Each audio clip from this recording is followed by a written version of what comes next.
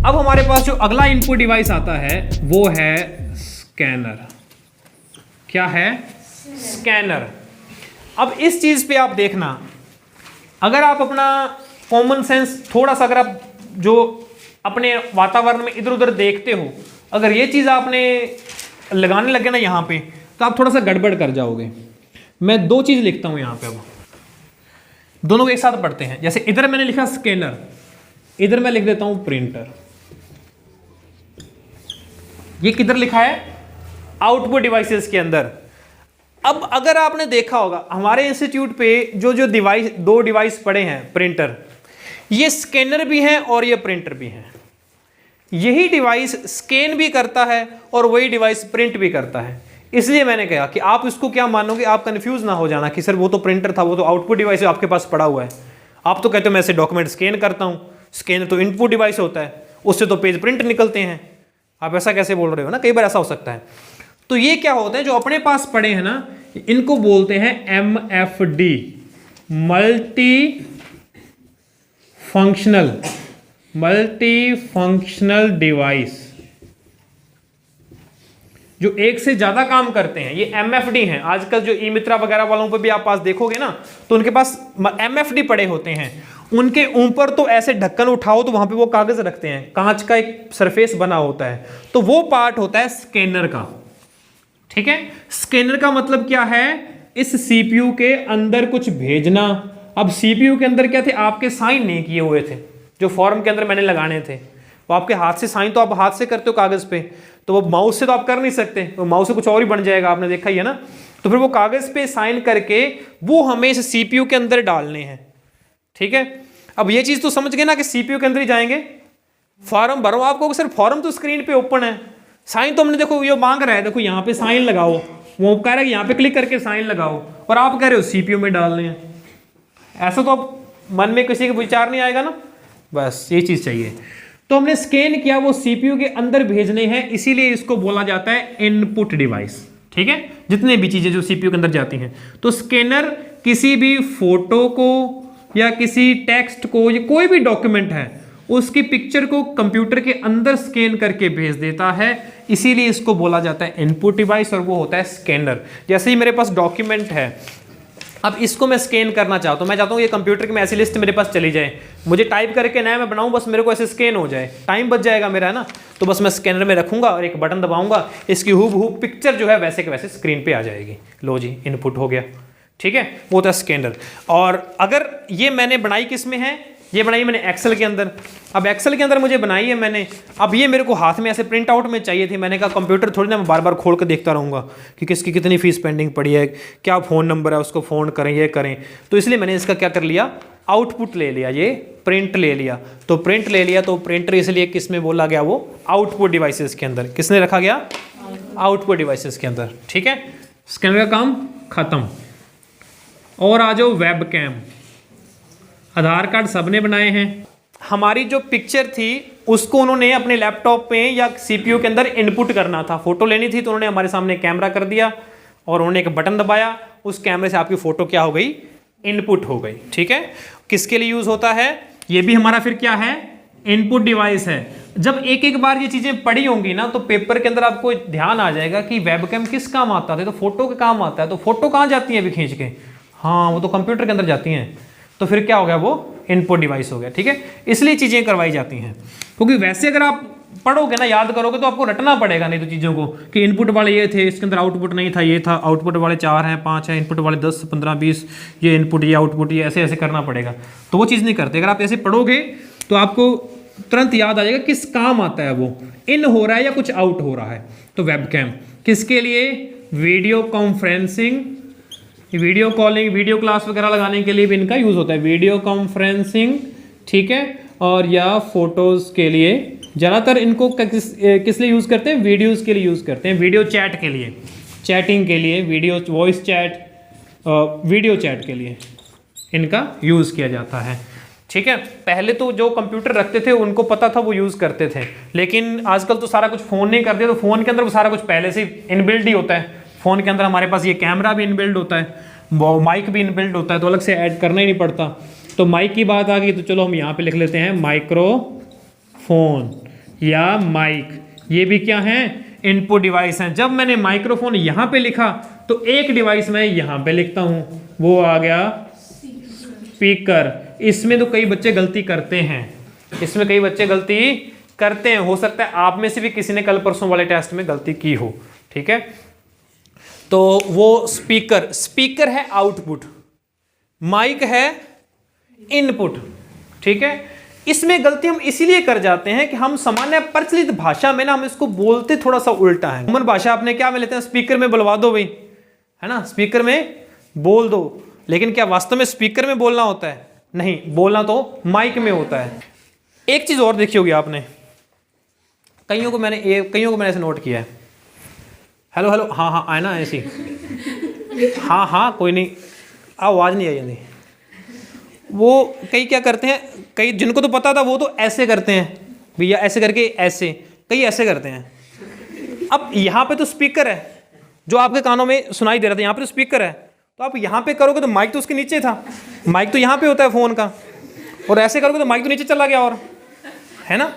तो ये चीज़ भी कहीं आपने नोट किया होगा, तो वो ऐसा होता है। तो एक्चुअल में क्या होता है, बोलने के लिए होता है, आप जो बोलोगे तो वो माइक में बोलते हो, वो स्पीकर में नहीं बोलते। क्यों? क्योंकि माइक हमारा है इनपुट डिवाइस, माइक में बोलोगे तभी डेटा इनपुट होगा, तभी आपकी आवाज़ सीपीयू के अंदर जाएगी। अब इस सीपीयू से आगे हमने फिर चाहे बड़े बड़े स्पीकर लगा रखे हैं, चाहे वूफर लगा रखे हैं, चाहे कोई भी छत पे बाल्टी लगा रखी है, फिर वो उस पर आउटपुट करेगा, तब वो सीपीयू आउटपुट करेगा। तो इसीलिए स्पीकर आउटपुट के लिए है, स्पीकर बाहर आवाज़ सुनाने के लिए है। आप कहोगे कि ये कौन सा आउटपुट है, तो डेटा तो कई प्रकार का होता है ना, हम जो इंफॉर्मेशन भी तो कई तरह की हो सकती हैं। अगर कोई पढ़ने वाली है तो उसका हम प्रिंट भी ले सकते हैं या मॉनिटर पे देख भी सकते हैं, लेकिन अगर सुनने वाली है तो फिर हम स्पीकर सुनाएगा भी आउटपुट आपको, तो वो भी आउटपुट ही माना जाएगा। सीपीयू के अंदर कोई गाने पड़े हैं तो उसको हम आउटपुट ही लेंगे, इसलिए आउटपुट स्पीकर को लिया, लेकिन माइक्रोफोन या माइक को लिया हमने इनपुट डिवाइस। ठीक है, हो गई क्लियर? इसको कंफ्यूज नहीं होना, बहुत सारे बच्चे यहाँ पे गलती करते हैं स्पीकर और माइक्रोफोन पे लेके।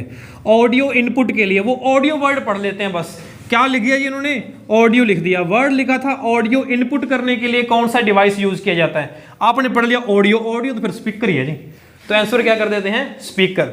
लेकिन उसने पूछा ऑडियो इनपुट करने के लिए, तो इनपुट के लिए आएगा माइक्रोफोन। ठीक है, अकेला गाना भी उतना अच्छा नहीं लगता, अगर अकेले गा रहे हो आप, साथ में क्या म्यूजिक भी होना चाहिए, साउंड भी होना चाहिए। तो आजकल ऐसे डिवाइसेस क्या होते हैं, डायरेक्टली कंप्यूटर से अटैच होते हैं, जिन्हें बोलते हैं मिडी डिवाइसेस। क्या बोलते हैं? मिडी डिवाइसेस, जो साउंड को, मिडी डिवाइसेस जो साउंड को इनपुट करने के लिए कंप्यूटर में काम में आते हैं। आपने देखो अब उसकी तार लेते हैं, वायर है ना, पहले तो माइक में लगाते थे सामने, जैसे कोई गिटार है या ऐसे वायलिन है, बाउंसर, या कई सारी चीज़ें क्या डिजिटल आने लग गई। वो जैसे वो आता है डिजिटल, क्या बोलते हैं उसको, ड्रम भी डिजिटल आते हैं ना, पैड जो होते हैं, पैड सिस्टम। पहले तो इतना सारा ड्रम रखते थे, वो अलग अलग बजाते थे, है ना, ऐसे करते थे, ऐसे नहीं करते थे। अब उनके सामने क्या है, छोटा पैड सिस्टम है, बस उसी में बजाते हैं सारा कुछ ही, वो डिजिटल हो गया, इलेक्ट्रॉनिक हो गया। तो उनको भी इनपुट करना पड़ता है साउंड को साथ में, तो वो मिडी डिवाइसेस होते हैं। तो ये बेसिक से आसान थे। आगे चार ऐसे हैं डिवाइसेस, चार कौन कौन से हैं? एक है OMR, एक है OCR, एक है MICR और एक है BCR। ये चार शॉर्टकट्स हैं, चारों शॉर्टकट्स की फुल फॉर्म आपको अच्छे से याद होनी चाहिए, यहां से एक क्वेश्चन आएगा ही आएगा। ये सारे क्या हैं? इनपुट डिवाइस हैं, कि कंप्यूटर में अलग अलग प्रकार का डेटा को क्या करेंगे, ये इनपुट करेंगे। अब इसमें OMR, यहां पे O वर्ड कहीं भी आ गया तो O वर्ड का मतलब क्या है? ऑप्टिकल। OMR तो O वाला ऑप्टिकल है, OCR के अंदर भी क्या है? ऑप्टिकल है। और MR, M मतलब मार्क, और R देखो जब आएगा यहां पे मार्क या कोई और चीज आ जाए, यहां पे देखो पहले ऑप्टिकल कैरेक्टर, ऑप्टिकल कैरेक्टर, जब कैरेक्टर आ जाए ना तब यहां पे आर का मतलब रिकॉग्निशन है। ठीक है, तब लास्ट वाले आर का मतलब क्या है? रिकॉग्निशन, कि अक्षरों को पहचानना है, कैरेक्टर को पहचानना है, पढ़ना नहीं है केवल, केवल रीड नहीं करना, क्या करना है, पहचानना है, रिकॉग्नाइज करना है। तब करेक्टर के साथ आर का मतलब लगाओगे आप रिकॉग्निशन। लेकिन इसके अलावा कोई और वर्ड ऐसे मार्क है, तब इसको लगाओगे आप रीडर, तब लगाओगे रीडर। जैसे यहां पे लास्ट में देखो, बी का मतलब बार, सी का मतलब कोड, बार कोड। अब यहां पे क्या आएगा, रीडर, क्योंकि यहां पे सी का मतलब करेक्टर नहीं है, यहां पे क्या है, कोड है, बार कोड रीडर। और ये एम से मैग्नेटिक, मैग्नेटिक, आई से इंक, और सी से वही करेक्टर रिकॉग्निशन।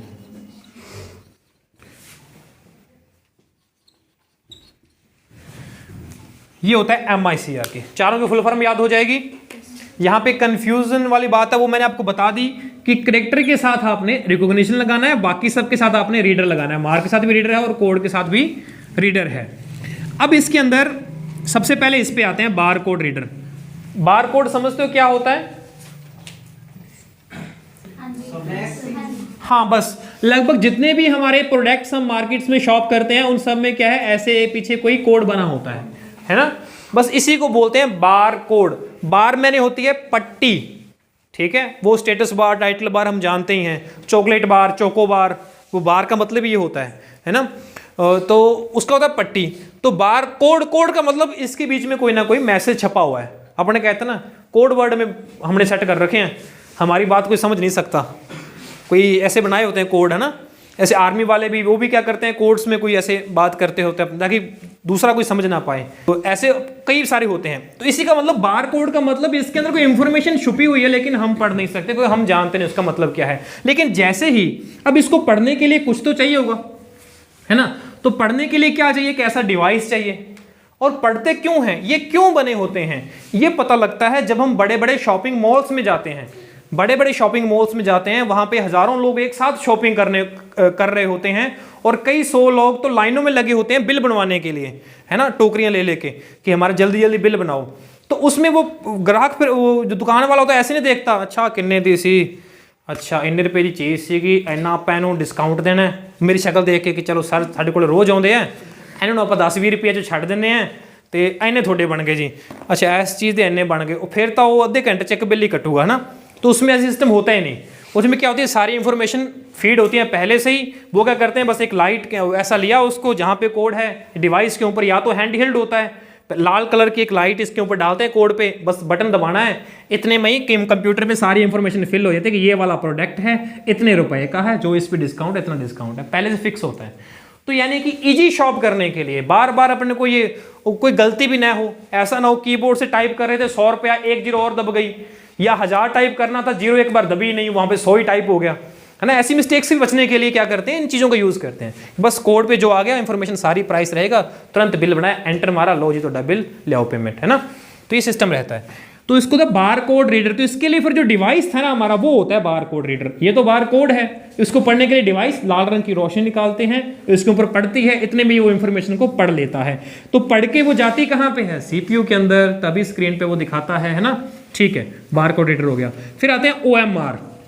आपका जो एग्जाम है लगभग सारे ज़्यादातर क्या होते हैं, OMR शीट पे होते हैं। आपको बोलते हैं आपका एग्जाम किस में होगा, OMR शीट पे होगा।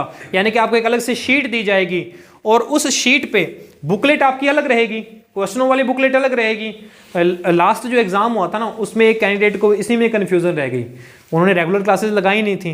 रेगुलर में तो अपने को यहाँ पे लगभग बता देते हैं, सारी चीज़ें पहले से तैयार करके भेजते हैं कि पेपर के अंदर आपको कैसे जाना है कैसे नहीं जाना है ना। तो उन्होंने क्या किया, पेपर के ऊपर निशान लगा लिए, शीट उन्होंने हाथ में रखी। अब जब टाइम हुआ, टीचर देखा वो तो शीट मांग रहा है, तो उसने कहा कि सर की को कहते आज तक शीट में लेनी है हमें। तो वो कहती सर 2-4 मिनट दे दो, मैं तो शीट भरी नहीं, मैंने को कहीं इसी पे निशान लगाने हैं ऐसे पेपर के ऊपर ही। तो फिर 2-4 मिनट के अंदर ऐसे 5-4 क्वेश्चन सॉल्व कर पाए, उतना टाइम उसको कौन सा क्या देता, तो उसमें फेल हो गई। तो उसकी जो पेपर हमने चेक किया, तो पेपर में उनके नंबर अच्छे क्वेश्चन, 35 में से 25-26 क्वेश्चन सही करके जा रहे थे उनके। तो अगर वो OMR उन्होंने भरी होती ठीक से तो वो पास थे।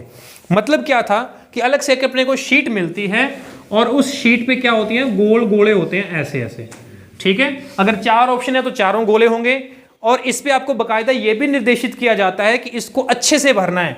अगर मान लो किसी का B आंसर है तो यहाँ पे A लिखा होगा, यहाँ पे B लिखा होगा, यहाँ C और यहाँ पे D, तो B वाले को अच्छे से मार्क करना है ऐसे, ठीक है। इसको ऐसे नहीं करना, एक तो तीन चार आप बता, आपका जो एडमिट कार्ड आएगा ना उस पर बेकायदा लिखा होता है कि इसको एक तो ऐसे नहीं टिक करना कि ये सही है ए वाला, तो ये कंप्यूटर चेक नहीं करेगा, क्योंकि कॉपीज किससे होती हैं, ये OMR से, कंप्यूटर से चेक होती हैं।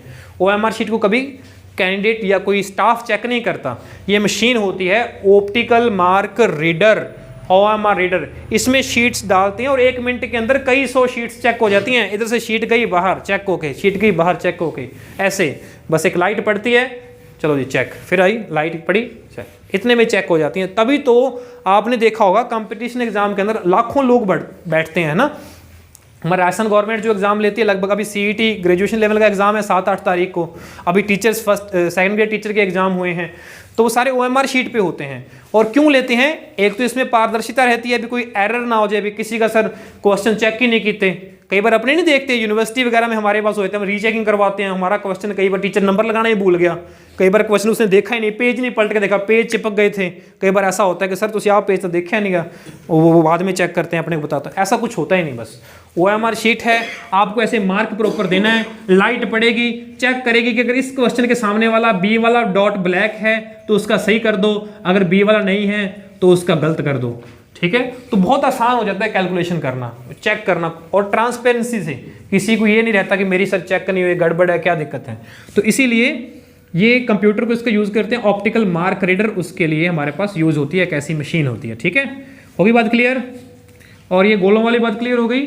एक मान लो आपने गलती से बाई चांस किसी पे लगा दिया टिक, वो कहोगे सर आता नहीं सीखा, चलो इसको भर देते हैं, अब छोड़ दो उसको, बस अब गया, क्योंकि 2 मार्क हो गए तब भी वो कैंसिल माना जाएगा, आपका आंसर काउंट नहीं होगा। अगर कोई भी मार्क नहीं किया तो होना ही क्या है, लेकिन अगर गलत 2 मार्क हो गए तो भी आपका कट जाएगा। आपको प्रॉपर चेक कौन सा होगा, ये वाला चेक होगा, जिसमें केवल एक जो आंसर है वो मार्क किया हुआ और वो सही है, तो वो फिर आपका राइट नंबर मिलेगा, अदरवाइज नहीं मिलेगा।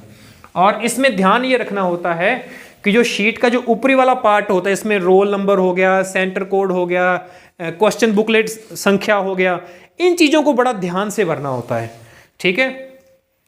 किसी को अगर डाउट भी हो ना कि कंपटीशन एग्जाम में मान लो किसी ने रोल नंबर थोड़ा सा भी गलत भर दिया, अब उसमें आप करेक्शन नहीं कर सकते, ये मान लो यहाँ पे वाइटनर नहीं चलता, ब्लेड से नहीं काट सकते, आपकी शीट रद्द हो जाएगी। तो अगर हाँ जी, तो ये कट करने से अगर ऐसा हो ही गया तो फिर कट करने से गया काम, बस, ठीक है। उसमें क्या होता है, एक आपको बात बताता हूं, रोल नंबर में क्या होता है कि एक तो ऊपर कॉलम होते हैं ऐसे कि पेन से भरो आप, और नीचे होती हैं OMR की शीट। जैसे आपने रोल नंबर आया आपका, यहाँ पे पहले 1 था, आपने 1 यहाँ भर दिया, और 0 होगा, यहाँ 1 वाला आपने काला कर दिया, ठीक है। आगे आपका 3 है तो 1 2 अगले वाली लाइन के अंदर उसी के नीचे 1 2 3 वाला जो होगा ये वाला, तो इसको काला कर दोगे। फिर आगे 0 है तो पहले वाले को काला कर दोगे। इस तरीके से आपको रोल नंबर भरना होगा। मतलब इतनी इन चीज़ों पे आप गलती नहीं करनी। नीचे क्या होता है ना, क्वेश्चन आंसर पे, क्वेश्चन आंसर पे कोई गलती होगी तो हमारा 1-2 नंबर ही तो जाएंगे, शीट तो कैंसिल नहीं होगी। अगर एक क्वेश्चन मेरा गलत मार्क हो गया तो बस 2 नंबर चले जाएंगे, क्या होगा। अगर हमारे नंबर मान लो 100 का आपका 35 क्वेश्चन है, आपका 70 नंबर का RSCET पेपर है, तो अगर एक गलत हो गया तो 70 नहीं तो 68 आ जाएंगे, है ना, सही है ना। हाँ, ये कॉन्फिडेंस होना चाहिए कि हाँ जी 70 में से 68 तो फिर आ ही जाएंगे। तो मतलब हमें तैयारी किसकी करनी है, ये 35 में से 35 पूरे क्वेश्चन सही, यानी कि 70 नंबर की ही करनी है, कि 70 के 70 करके आने हैं, ठीक है। चलो, एक अब देने लग गए हैं वो QR कोड, हर पेज पे देने लग गए हैं वो पेपर के। अब गवर्नमेंट एग्जाम के अंदर जो पेपर होता है, हर पेज पे एक छोटा सा QR कोड। अभी हमने कौन सा पढ़ा, बार कोड, लेकिन इसका जमाना थोड़ा सा हो चुका है पुराना। अब आने लगे हैं ऐसे, जैसे आधार कार्ड पे नहीं होते हमारे, ऐसे वाला कोड जो होता है आधार कार्ड पे, इसको बोलते हैं QR कोड। QR की फुल फॉर्म पूछ सकता है, आपके टॉपिक है ये, ठीक है। QR का मतलब होता है क्विक रिस्पॉन्स। क्या? Quick response. QR कोड हमारा क्विक रिस्पॉन्स, ऐसे कोड होते हैं। ये भी कोड फॉर्मेट में इंफॉर्मेशन शेयर करने के लिए, वेबसाइट का लिंक शेयर करने के लिए, अपनी जानकारी शेयर करने के लिए हम QR कोड बनाते हैं। अब ये हर पेपर पे लगे होते हैं। अब वो उससे पकड़ में आ गया, क्योंकि हर एक पेज में बना हुआ था QR कोड, तो फोटोज में वो चेक हो गया कि वो कहाँ से है कहाँ नहीं, वो ये किस किस नंबर पेपर शीट का है, और वो डेटा सारा गवर्नमेंट के पास रहता ही है बाकायदा। अब आपका RSCET का पेपर ही है ना, आपका बाकायदा सेंटर कोड में, एक सेंटर में अगर 10 कमरे हैं तो 10 में से 6 नंबर वाले कमरे के अंदर कौन सा पेपर सेट जाएगा, और उसमें से भी जो दूसरी रो के अंदर चौथे नंबर पे जो बंदा बैठा है उसके पास कौन सा पेपर जाएगा, ये सारा पहले से टैली होता है। ये सब कंप्यूटराइज होता है पहले से ही। और आपने देखा होगा, अगर कोई एग्ज़ाम आप में से तो खैर नहीं है, एग्ज़ाम किसी ने ऐसा नहीं दिया होगा पहले, लेकिन अगर अब एग्ज़ाम देने बैठोगे ना तो एग्ज़ाम वाला टीचर अगर कोई बंदा बीच में नहीं आया ना, उसकी कॉपी वहीं पे रखता है कि ये इसकी कॉपी में रखो, और एक लाइन यहाँ से स्टार्ट करना, ऐसा नहीं कि कहीं से भी स्टार्ट कर दो पेपर देना, ऐसा नहीं, बाकायदा इससे स्टार्ट करना, तो इसी से बांटोगे आप, और उससे फिर वापस आके ऐसे फिर बांटोगे। ऐसे नहीं कि पहले ऐसे चारों तरफ आए दे के पेपर बांट दो। मेरे लिए जो आसान होगा, अभी मेरे को कम चलना पड़े तो मैं तो वैसा फेंक दूंगा। अब जो स्कूल कॉलेज वाले पेपर तो सारे कैसे होते हैं, वो तो कैसे भी दे दो, 4 आपको पढ़ा दिए पीछे दे दें, आप ऐसे बांट देते हैं ना, तो वो चीज़ ऐसे नहीं चलती। तो उसमें एक बाकायदा एक ऑर्डर फ्लो होता है, ये रहता है। तो BCR हो गया अपना, OMR हो गया। अब आते हैं OCR के अंदर। ये एक अच्छी टेक्निक है, ये बहुत अच्छी टेक्निक है OCR की। ये स्कैनर से थोड़ा अलग है, ये ध्यान रखना। हमने स्कैनर पढ़ा था, स्कैनर क्या करता था, थोड़ा सा मुझे बता दो, रिवाइज करा दो। स्कैनर क्या करता है, कोई भी फोटो, कोई भी मैंने डॉक्यूमेंट दिया ना, उसको वो स्कैन करेगा एज ए फोटो ही, पिक्चर के फॉर्मेट में स्कैन करेगा। कैसे स्कैन करेगा, पिक्चर की फॉर्मेट में स्कैन करेगा। चाहे मैंने कुछ भी दिया है, चाहे मैं उसको टेक्स्ट दे दूं, चाहे मैं उसको फोटो दे दूं, चाहे उसको ग्राफ चार्ट कुछ ही दे दूं, वो स्कैन करके कैसे करेगा, पिक्चर के फॉर्मेट में ही, ठीक है। लेकिन अब आता है हमारे पास OCR। ये एक थोड़ा सा एडवांस डिवाइस है, ऑप्टिकल कैरेक्टर रिकॉग्निशन। कौन सा, कैरेक्टर रिकॉग्निशन। यानी कि इसके अंदर अगर मैं ये डॉक्यूमेंट लगा दूं, किसके अंदर, स्कैनर के अंदर नहीं, OCR के अंदर। होता ऐसा ही है, स्कैनर टाइप ही होता है। अगर मैं OCR के अंदर ये डॉक्यूमेंट लगा दूंगा ना, तो वो इसको स्कैन तो करेगा, बाकायदा इसको पढ़ लेगा, और ऐसा ऐसे एक्सेल के अंदर मेरे को शीट ही बना देगा, बिल्कुल ऐसे टाइप ही करके, स्कैन करके, चको जी ये इसका नाम है, ये इसके अमाउंट है, ये लो। ये होता है OCR।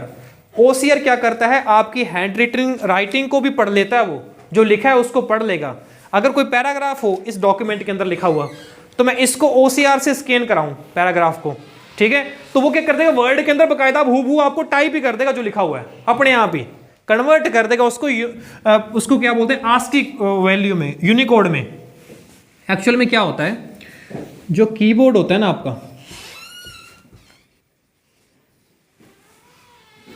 क्या होता है, कीबोर्ड। अब कीबोर्ड पे ना थोड़ा सा भी कंसेप्ट देख लेते हैं अपने। जो बटन ऊपर लिखे हुए हैं ना ABCD कीबोर्ड पे, वो एक्चुअल में हमें बताने के लिए लिखे होते हैं कि ये वाला बटन A है, ये वाला B है, ये वाला C है। कंप्यूटर को बताने के लिए नहीं होते। कंप्यूटर को तो पता ही है, पीछे से बैक एंड के जो प्रोसेसिंग रहती है वो रहती है।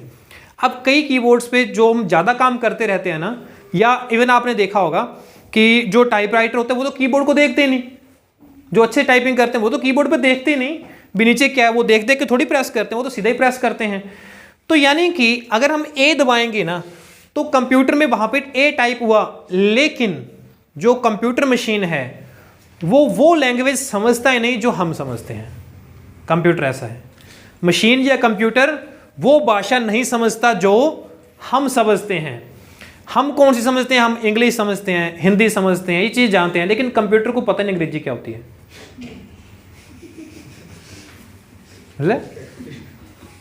हंस पे, हंसने वाली कौन सी बात है, कंप्यूटर की खुद की लैंग्वेज है, कंप्यूटर की खुद की भाषा है जो हमें आगे सीखनी पड़ती हैं, ठीक है। एक्चुअल में जब आपने A प्रेस किया तो कंप्यूटर को ये निर्देश नहीं जाते कि उसने A प्रेस किया है, नहीं, कीबोर्ड उसको कन्वर्ट करता है कंप्यूटर की भाषा में, उसको यूनिकोड्स में, ठीक है, जिसे अपने ASCII कोड भी कहते हैं। ASCII कोड होती है American standard code for information change interchange, ऐसा ASCII कोड में चेंज करता है। और वही ASCII कोड फिर जब सॉफ्टवेयर में जाएगा वर्ड के अंदर, तब वर्ड वाला कहेगा कि यार ये इसको समझ में नहीं आना जो सामने बैठा है, तो उसको वापस चेंज कर देगा A के अंदर, फिर वो A वहाँ पे शो होगा। ऐसा होता है, ये एक इसकी लैंग्वेज होती है, कोडिंग लैंग्वेज होती है कंप्यूटर की। जितने भी वो वर्ड्स हैं, नंबर्स हैं, टाइप करते हो, पिक्चर करते हो, वो सबको इसमें चेंज करता है वो, ठीक है। अब मेरी यहाँ पे बात क्या आई, मैं क्यों ये कह रहा था, जब OCR आप स्कैन करते हो ना, तो वो टेक्स्ट को स्कैन करेगा और स्कैन करके वो इसमें कन्वर्ट कर देगा ASCII में, तो फिर वैसे का वैसे मैटर आपका टाइप हो जाएगा वहाँ पे, फोटो ग्रुप में नहीं जाएगा जैसे स्कैनर करेगा। स्कैनर तो इसकी फोटो लेगा, लेकिन OCR क्या करेगा, इस अक्षरों को एज ए टाइप ही कर देगा आपको। तो आप अगर आपका मैटर आपको टाइप मिला तो आप उसको बोल्ड भी कर सकते हो, आप उसका साइज भी चेंज कर सकते हो, आप उसको एडिट भी कर सकते हो। लेकिन अगर फोटो के रूप में चला गया तब वो काम मुश्किल है, तब आपको किसी प्रोफेशनल की जरूरत पड़ेगी। उसके अंदर हम चेंज कैसे करें, उसके अंदर हम चेंज नहीं कर सकते, है ना। ये रहता है, समझ गए। OCR का एक एग्जाम्पल बता देता हूँ आपको OCR का। हमारे सारे जितने भी एंड्रॉयड फ़ोन आज के ज़माने में आपकी जेब में आपके घर के अंदर है ना, वो सारे OCR अनेबल्ड हैं। उनके अंदर ये फैसिलिटी होती है ऑप्टिकल कैरेक्टर रिकॉग्निशन की। आप घर पे प्रैक्टिकल करके देखना चाहो ना, आप एक सॉफ्टवेयर डाउनलोड करना प्ले स्टोर से, गूगल ट्रांसलेट। कौन सा डाउनलोड करना है? Google translate. वो ट्रांसलेट जब आप डाउनलोड करोगे ना तो उसमें एक आपको कैमरे का बटन आएगा, ठीक है।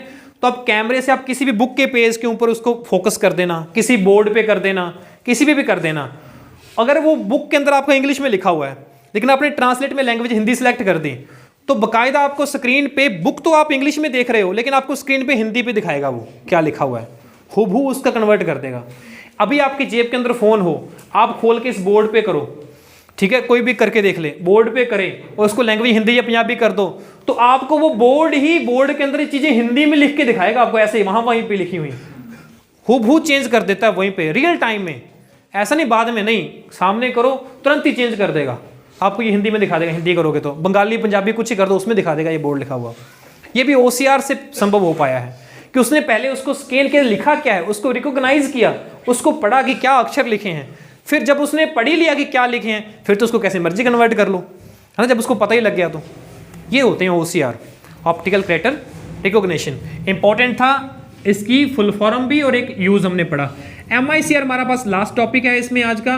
इसका मतलब क्या रहता है, MICR जब भी आ जाए तो एक वर्ड आपको क्वेश्चन में मिलेगा। मैं पहले भी बहुत जोर दे के बताता होता था, ये लास्ट टाइम एग्जाम के अंदर भी आ गया था, ये रिपीट होता है क्वेश्चन MICR के बारे में, बहुत बार रिपीट होता है। आपके पास बैंक वर्ड मिलेगा क्वेश्चन के अंदर, क्वेश्चन के अंदर वर्ड मिलेगा बैंक, कि बैंकिंग में या बैंक के अंदर कोई ऐसा डिवाइस होता है जो चेक या DD की जो इंफॉर्मेशन होती है, उनके जो कोड्स होते हैं उनको पढ़ने के काम में आता है। वो होता है मैग्नेटिक इंक कैरेक्टर रिकॉग्निशन। यानी बैंकिंग फील्ड के अंदर जो कुछ DD या चेक वगैरह होते हैं, उनके जो नंबर्स होते हैं वो स्पेशल इंक से लिखे जाते हैं। कौन सी इंक से लिखे होते हैं? मैग्नेटिक इंक से लिखे होते हैं, ताकि उनकी कोई डुप्लीकेसी ना कर पाए, है ना। अगर आपने देखा होगा कि सुना नकली नोट वाले, कई नकली नोट भी छाप लेते हैं, वो इन्हीं कलर प्रिंटर से छाप लेते हैं, आगे पीछे छाप के काट के बिल्कुल अच्छे से ले जाते हैं। अब अगर ऐसे ही कोई छापने लग जाए तो फिर तो हर कोई अपने अपने नोट छाप के ले जाए, है ना। तो जो असली जो गवर्नमेंट छापती है उसमें कोई तो फर्क होता है, उसमें कई सारी चीजें आपको देती है मार्क करने के लिए। आपको तिरछा देखो, आपको यहाँ पे आप थोड़ा सा प्रेस करो तो हाथ से आपको लगेगा कुछ लिखा हुआ है ऐसा, फिर बारीक बारीक काफी कुछ उसमें ऐसी टेक्निक यूज की जाती है कि जिसको आम प्रिंटर वाला, प्रिंटिंग वाला उसको कॉपी ना कर पाए। उसी तरीके से इनके अंदर भी इनको कैसे किया जाता है, मैग्नेटिक इंक से वो चीजें टाइप की जाती हैं, इंफॉर्मेशंस DDs या चेक वगैरह के अंदर, जो ऐसी मशीन्स बैंक उसमें होती है बैंक्स में, और उसको रिकॉग्नाइज करती हैं। और एक अब तो बैंकिंग वालों के पास मशीन दूसरी आ गई है ना। पहले तो नोट काउंट करते थे, वो साइड में लगा के काउंट होता था, अब वो रखते हैं तो नोट बीच में से होके निकलता है मशीन के अंदर। ऐसी मशीन भी है नोट काउंटिंग वाली ना मशीन, वो आपको क्या करते हैं, काउंट भी कर देती है, साथ में ऐसी मशीन अमाउंट भी कैलकुलेट कर देती है। ये इंडसइंड बैंक में तो है, अपने यहाँ पे जो इंडसइंड बैंक है, वो जैसे नोट उसके बीच में से गुजरता है तो वो पकड़ लेती है, कोई नकली नोट हो तो भी वो निकाल देगी बाहर कि ये नोट उसके समझ में नहीं आया क्या है। तो वो कुछ चीज़ें वो स्कैन करती है नोट्स की, और बाकायदा कैलकुलेट भी कर देगी, ये 10 का नोट है कि ये 50 का है कि 100 का है। आप मिक्स नोट उसके अंदर डाल दो, वो टोटल अमाउंट बता दे कितने अमाउंट के नोट हैं। ऐसे नहीं केवल काउंट करे कि 100 नोट है तो 100 है। अगर बीच में अगर मान लो आपने 100 की गड्डी दी, बीच में आपने 50 के लगा के दे दिए, है ना, तो ऐसा नहीं होगा, वो पकड़े जाते हैं। चलिए, तो बैंक के अंदर magnetic ink character recognition MICR। तो अभी तक जितने हो चुके हैं डिवाइसेस, सारों को एक बार रिवाइज कर लो। जो मैंने माइक लिखा है ना, माइक या माइक्रोफोन, आपकी बुक के अंदर है स्पीच रिकॉग्निशन डिवाइस, स्पीच वाला। हम बोलेंगे, हमारी आवाज को पहचानेगा तो वही माइक ही तो होता है बस वो। और अब यहाँ पे क्या है ना, कॉमन सेंस अपना लगाना है कि स्पीकर चाहे तो वो वूफर हो, चाहे वो डीजे वाले बाबू वाले हों, और चाहे वो हेडफोन हो, है ना, चाहे वो ईयरफोन हो, ये सारे के सारे के इसी कैटेगरी में आएंगे, है ना। इसलिए अलग अलग कोई बताने की जरूरत नहीं है कि सर आपने तो स्पीकर का बताया था, हेडफोन का नहीं बताया, आपने ईयरफोन का नहीं बताया। आजकल ईयरफोन भी कई प्रकार के आते हैं, ट्यूब वायरलेस ईयरफोन भी आते हैं, इन ईयर भी आते हैं, ओवर द ईयर भी आते हैं, ओवर द हेड भी आते हैं। तो ये बहुत सारे होते हैं। तो ये सारे के सारे क्या हैं, आउटपुट ही हैं। हमारा स्पीकर, वो यहाँ पे कहानी खत्म हो गई।